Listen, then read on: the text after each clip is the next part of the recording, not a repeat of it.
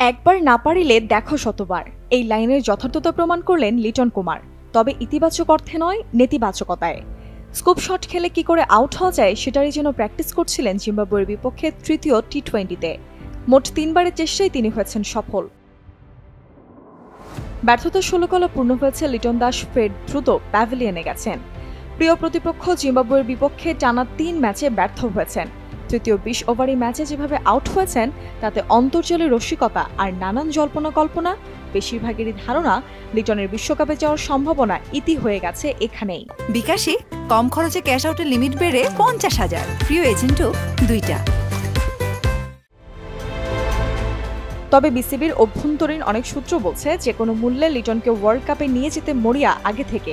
তবে এত খারাপ খেলবেন আর এভাবে মিডিয়ায় সমালোচিত হবেন সেই ভাবনা ছিল না কারোরই।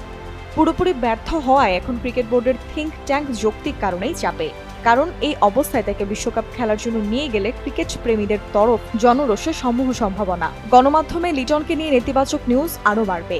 তাই এই এক ক্রিকেটারকে নিয়ে অব্যাহত আলোচনার ধকল প্রভাব ফেলতে পারে টাইগারদের মনস্তত্ত্বে, বিশ্বকাপের মানসিক প্রস্তুতিতেও। তাই ওয়ার্ল্ড কাপ টিম থেকে তাকে বাদ দিতে কার্যত বাধ্য হতে পারে বিসিবি। তবে এ সমস্ত ভাবনার বাইরেও আছে অন্য বিশ্লেষণ। প্রথম 2 ম্যাচে খারাপ করার পরও বাংলাদেশের কোচিং স্টাফ প্রশংসা করেছিল এই ওপেনারের। নিক পোথাস বলেছিলেন লিটন বিশ্বকাপ বড় রান করা থেকে আর মাত্র একটা ইনিংস দূরে, একটা ইনিংসে রান পেলেই সব বদলে যাবে। তবে সেটা আর করা হয়নি। তারপরেও পোথাসের বক্তব্য হয়তো হাথুরু সিংহে শান্তর ভাবনার প্রতিফলন। তারা লিটনের উপর এতটাই ভরসা করেন। প্রসঙ্গত জিম্বাবুয়ের বিপক্ষে 5 ম্যাচ সিরিজে দল দেওয়া হয়েছিল প্রথম 3 ম্যাচের। বাকি 2 ম্যাচে সাকিব সৌম্য ইন করলে অটোমেটিক বাদ পড়ার কথা লিটনের। সেক্ষেত্রে নতুন করে নিজেকে প্রমাণের সুযোগ নেই।